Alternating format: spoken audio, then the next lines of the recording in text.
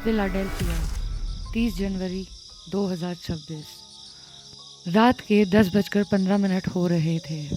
एक पुरानी कार शहर की संकरी गलियों से गुजरती हुई ईस्टर्न स्टेट पेनिटेंशियरी के सामने आकर रुकी। अंधेरे में जेल की विशाल पत्थर की दीवारें किसी राक्षस से कम नहीं लग रही थी। ठंडी हवा चल रही थी जो एक अजीब सी सनसनाहट पैदा कर रही थी। 5 दोस्त कार से उतरे। अरुण, राज, प्रिया, नीता और विक्रम। सभी 25 से 28 साल के युवा यूट्यूब पर अपना चैनल चलाते थे। आज रात उन्होंने कुछ खास प्लान किया था। अरुण ने अपना प्रोफेशनल कैमरा संभाला। यार, यूट्यूब पे इस वीडियो पर लाखों व्यूज आएंगे। अमेरिका की सबसे भूतिया जेल में रात गुजारना, परफेक्ट कंटेंट। प्रिया अपनी जैकेट की जिप ऊपर तक खींचते हुए कांप रही थी। मुझे डर लग रहा है अरुण, ये जगह कुछ अलग है। मुझे ऐसा लग रहा है कि कोई हमें देख रहा है। राज ने मजाक करते हुए कहा, अरे भूत भूत कुछ नहीं होता प्रिया, तुम फिल्में ज़्यादा देखती हो। ये बस एक पुरानी टूटी फूटी इमारत है। लेकिन उसकी आवाज़ में भी थोड़ा अनिश्चय था। नीता ने अपना बैकपैक उतारते हुए कहा, मैंने इस जगह पर काफ़ी रिसर्च करी है। 1829 में बनी ये जेल अपने समय की सबसे क्रूअल जेलों में से एक थी। यहाँ सॉलिटरी कन्फाइनमेंट की व्यवस्था थी। कैदियों को महीनों नहीं तो कभी कभी सालों तक छोटे सेल्स में अंधेरे में रखा जाता था, बिल्कुल अकेले। उन्हें किसी से बात करने की इजाज़त नहीं थी।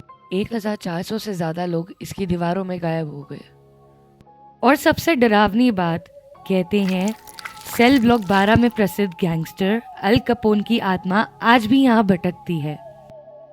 वो यहाँ 8 महीने रहा था और उसने खुद कहा था कि उसे यहाँ भूत दिखाई देते थे। विक्रम ने अपना मोबाइल चेक किया। सिक्योरिटी गार्ड रात 10 बजे के बाद यहाँ नहीं रहता। टूर भी बंद हो गई है। अभी 10:30 हो रहे हैं। हमारे पास पूरी रात है। चलो अंदर चलते हैं। पांचों ने एक दूसरे को देखा और साहस बटोरकर जेल की दीवार के पास चल दिए। जहाँ दीवार थोड़ी नीची थी वहाँ से चढ़ाई कर कर वे अंदर कूद गए। जैसे ही वे अंदर आए, तापमान अचानक गिर गया। ठंड बढ़ गई थी। हालांकि बाहर उतनी ठंड नहीं थी।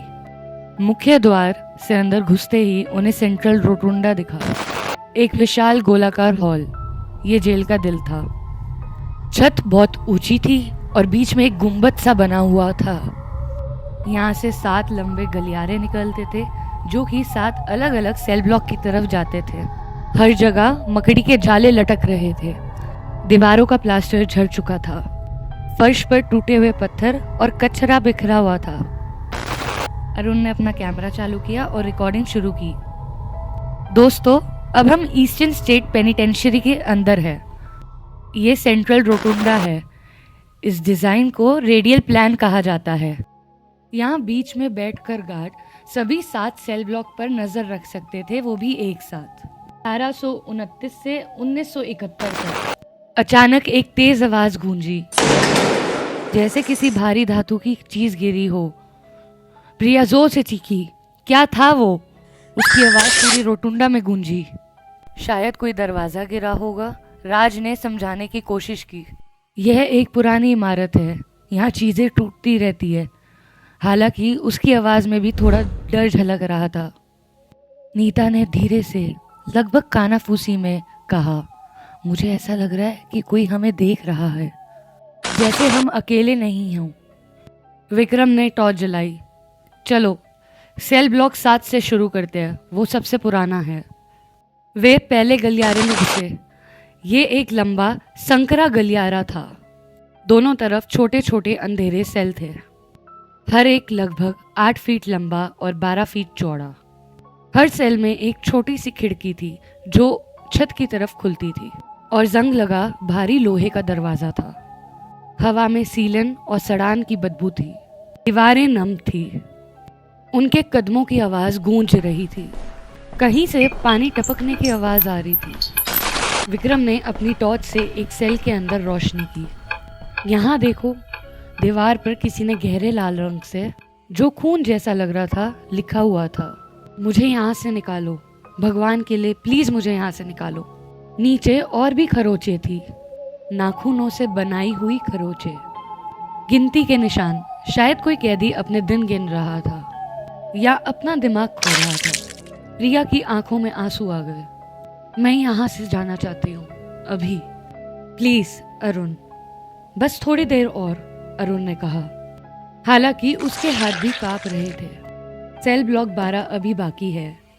अल कपोन का सेल, वही तो हमारे वीडियो की मुख्य बात है। अचानक बिना किसी चेतावनी के सभी की टॉर्च एक साथ बंद हो गई।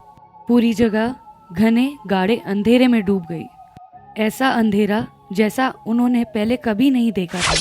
अपना हाथ भी नहीं दिख रहा था। क्या हुआ? सभी ने एक साथ चीखा। मेरी टॉर्च, बैटरी तो फुल थी। विक्रम घबराहट में बटन दबा रहा था। फिर अंधेरे में दूर से एक आवाज आई, किसी के रोने की आवाज।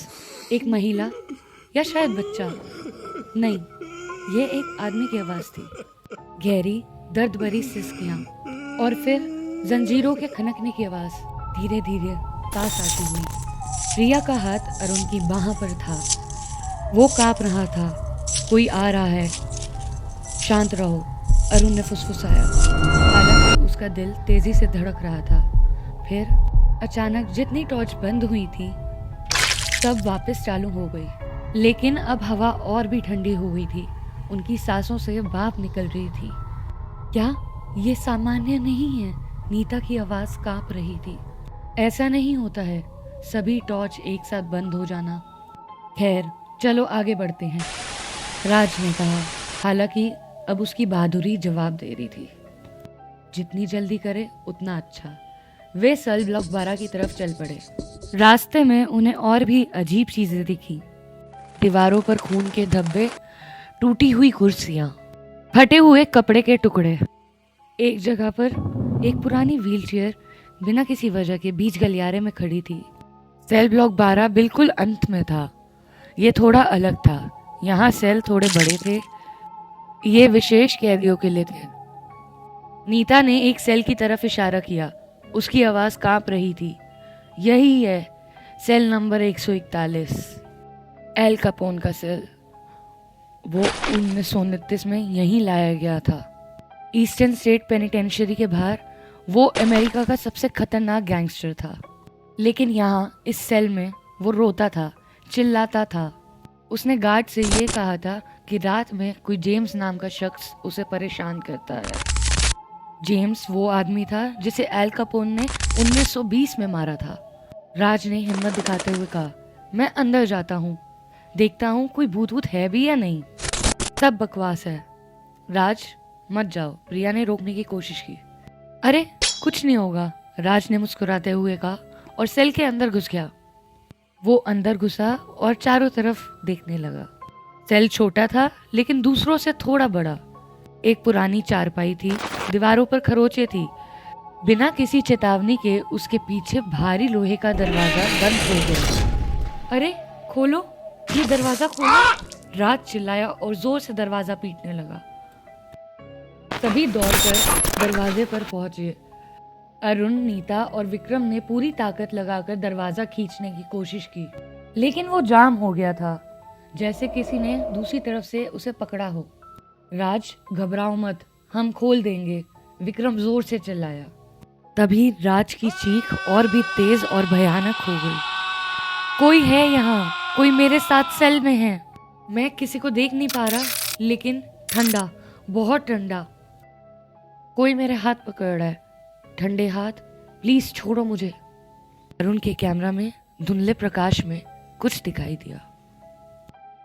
राज के पीछे एक काली विकृत परछाई थी, मानव आकृति जैसी लेकिन थोड़ी अलग, टेढ़ी मेढ़ी, लंबे हाथ। फिर एकदम राज की आवाज गायब सी हो गई, एकदम चुप्पी। उन्होंने आखिरकार एक अंतिम प्रयास में दरवाजा खोल डाला। सेल खाली था, पूरी तरह खाली। राज गायब हो चुका था, बस उसकी टॉर्च फर्श पर पड़ी थी, अभी भी जल रही। राज कहाँ गया? राज कहाँ है? प्रिया एकदम घबराहट में बोलने लगी। उसने सेल में अंदर जाके देखा, हर तरफ देखा। कोई दूसरा दरवाज़ा नहीं था, कोई खिड़की नहीं थी जिससे वो निकल सकता था। चारों बचे हुए दोस्त घबराकर दहशत में रोटुंडा की तरफ भागे। उनके दिमाग में सिर्फ एक ही ख्याल था, बस बाहर निकलना है। लेकिन अचानक से सभी 7 गलियारों से एक साथ अजीब आवाज़ें आने लगी। किसी की पागल हंसी, किसी का भयानक रोना, तो फिर किसी की चीख, कई लोगों की फुसफुसाहट, सब एक साथ अलग अलग भाषाओं में। ये सब असली है, नीता जोर से चिल्लाई। यहाँ सच में कुछ है, हमें जल्द से जल्द यहाँ से निकलना होगा। तभी विक्रम अचानक रुक गया। उसके हाथ अपनी गर्दन की तरफ गए, उसकी आंखें फैल गई। क्या हुआ? अरुण ने पूछा। विक्रम कुछ बोल नहीं पाया। उसकी गर्दन पर उन्हीं के सामने 5 उंगलियों के निशान बन गए, जैसे कोई अदृश्य हाथ उसका गला दबा रहा हो। बचाओ, विक्रम की आवाज घुट रही थी। कोई मुझे पकड़ रहा है, विक्रम ने कहा। फिर किसी अदृश्य ताकत ने विक्रम को पीछे की तरफ खींचना शुरू किया। वो जमीन पर घसीटता हुआ जा रहा था, अपने हाथों से जमीन को पकड़ने की कोशिश कर रहा था। अरुण और नीता दौड़कर उसे पकड़ने की कोशिश किए। उन्होंने उसके हाथ पकड़े और खींचने लगे, लेकिन वो ताकत बहुत ज्यादा थी। अलौकिक, छोड़ो उसे, अरुण चिल्लाया। तुम कौन हो? तुम जो भी हो, प्लीज उसे जाने दो। लेकिन कोई जवाब नहीं मिला। विक्रम की उंगलियां अरुण के हाथ से फिसल गई। वो तेजी से पीछे खींचा और फिर अंधेरे गलियारे में गायब हो गया। उसकी चीख गूंजी, फिर धीरे धीरे खत्म होने लगी। अब केवल 3 बचे थे, अरुण, प्रिया और नीता। वे दहशत में रोते हुए भागने लगे। उनका सारा सांस खत्म हो चुका था। अब बस उन लोगों को अपनी जान बचानी थी। भागते भागते गलत रास्ता लेते हुए वे नीचे की सीढ़ियों की तरफ पहुंच गए। वे सीढ़ियां नीचे के कुछ कक्षों की तरफ जा रही थीं। ये कहाँ जाती हैं? प्रिया ने पूछा। नीता की आवाज में डर झलक रहा था। ये पनिशमेंट सेल की तरफ जाती हैं। द होल कहलाता था ये। सबसे बुरे कैदियों को यहाँ सजा के लिए भेजा जाता था। पूरा अंधेरा, कोई रोशनी नहीं। हफ्तों, कभी कभी महीनों तक बिना खाना पानी के। कई कैदी यहाँ पागल हो गए और कई कैदी वापस कभी बाहर नहीं निकले। लेकिन उनके पास कोई चॉइस नहीं थी। ऊपर से वो आवाज़ें और भी पास आ रही थी। वे नीचे उतर गए। ये कक्ष ऊपर के कक्षों से और भी अलग था, बिल्कुल अंधेरा। ठंड इतनी थी कि उनके दांत किटकिटा रहे थे। दीवारें गीली और ठंडी थी और हवा में भी सड़न सी थी। अरुण ने दीवार पर हाथ फेरा और महसूस किया खरोंचे, बहुत सारी खरोंचे, गहरी खरोंचे, नाखूनों से बनाई गई। यहाँ कितनी तड़प होगी, कितना दर्द होगा। अरुण की आवाज़ कांप रही थी। कितना दर्द, कितना अकेलापन। अचानक दीवारों से कुछ टपकने लगा। धीरे धीरे विक्रम ने टॉर्च की रोशनी दीवार पर डाली। खून, लाल गाढ़ा खून दीवारों से बह रहा था।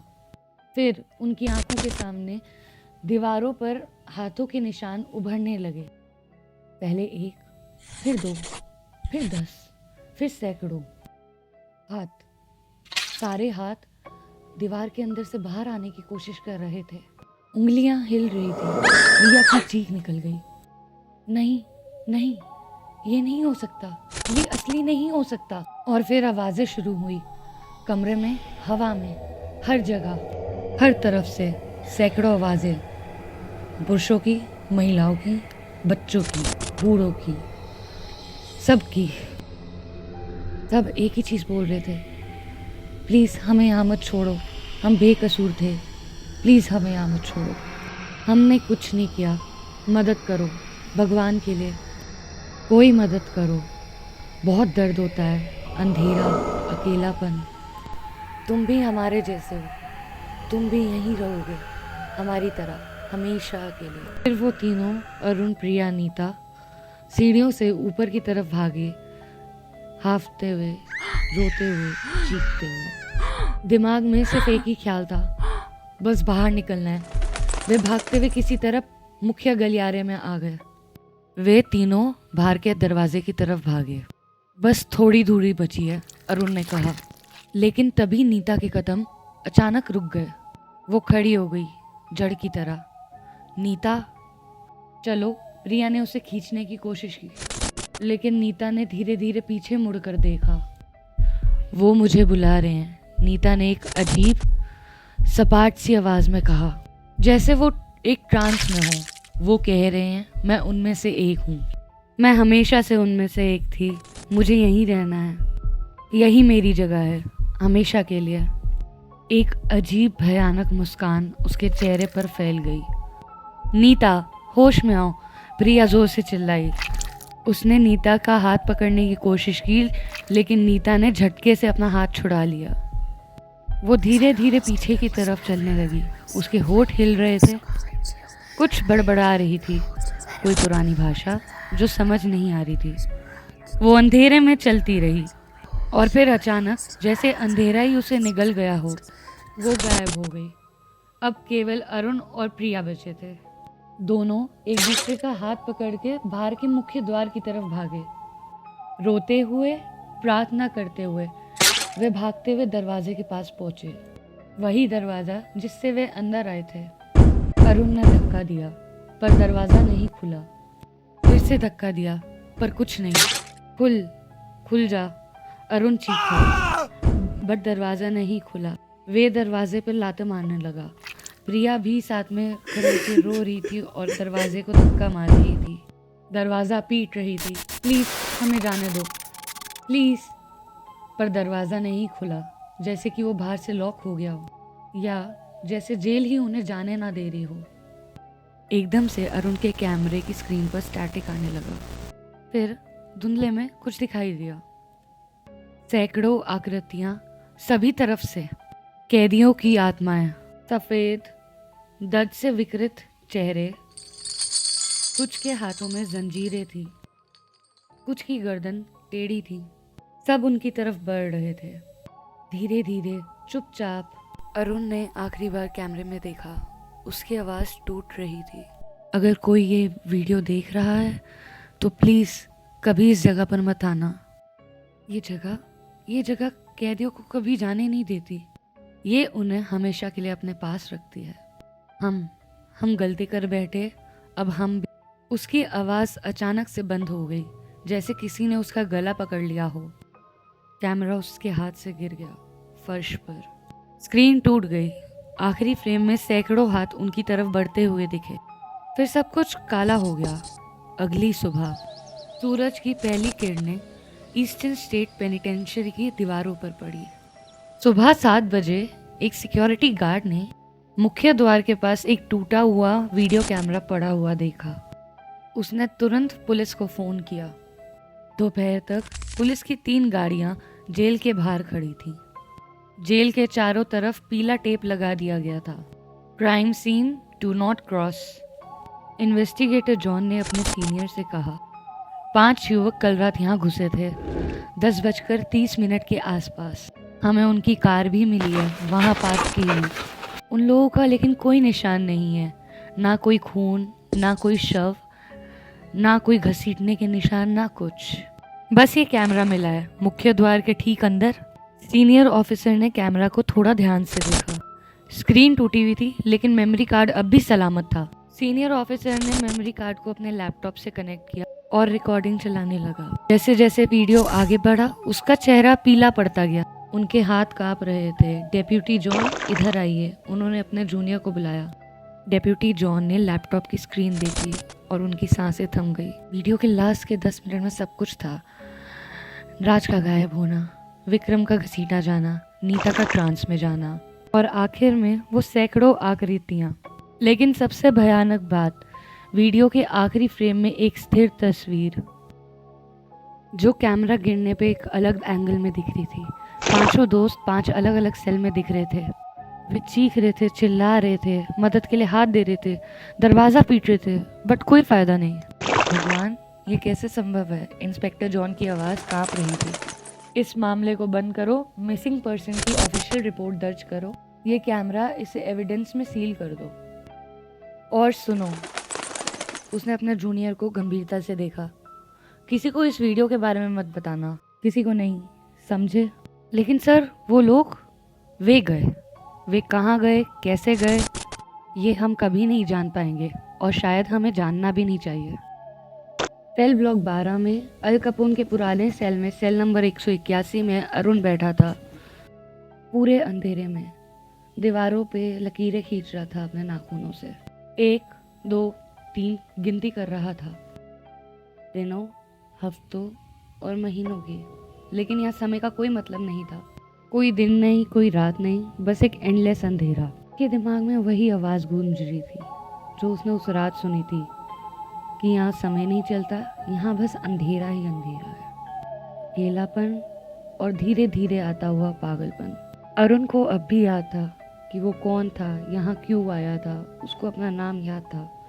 लेकिन अब ये यादें धीरे धीरे धुंधली होती जा रही थी, जैसे पुरानी तस्वीरें फीकी पड़ती हैं। दिनों, हफ्तों या महीनों में वो भूल जाएगा और फिर वो सिर्फ एक और कैदी होगा, उन सैकड़ों में से एक जो यहाँ हमेशा के लिए फंस गए थे। दूसरे सेल में प्रिया बैठी हुई थी, अपने घुटनों पे हाथ रख के अपने आप को झुला रही थी आगे पीछे। उसकी आंखें खुली थी पर वो कुछ देख नहीं रही थी, बस गुनगुना रही थी एक लोरी अपने आप को, वही लोरी जो उसकी माँ उसको बचपन में सुनाती थी। तीसरे सेल में राज अब भी चिल्ला रहा था, हालांकि कोई आवाज़ नहीं आ रही थी, उसके हाथ खून से लटपट थे, लेकिन उसे कोई दर्द महसूस नहीं हो रहा था। यहाँ दर्द भी अलग था।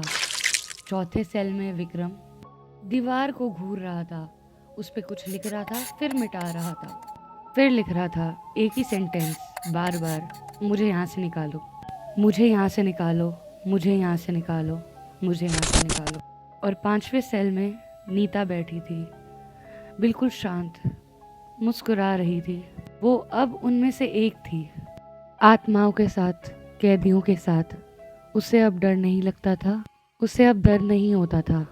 वो घर आ गई थी। ईस्टर्न स्टेट पेनिटेंशियरी अपने कैदियों को कभी नहीं छोड़ती। 1971 में जेल बंद हो गई थी, कैदियों को ट्रांसफ़र कर दिया गया था। लेकिन असली कैदी जो यहाँ गायब हो गए थे या जिन्होंने अपना दिमाग खो दिया था, वे जो अंधेरे में पागल हो गए थे, वे अब भी यहीं थे। और अब 5 और जुड़ गए थे हमेशा के लिए। अरुण की सेल की दीवार पर जहाँ उसने खरोंचे बनाई थी अपने नाखूनों से, वहाँ एक आखिरी संदेश था, शायद अगले विजिटर के लिए, अगले शिकार के लिए, कि अगले तुम हो।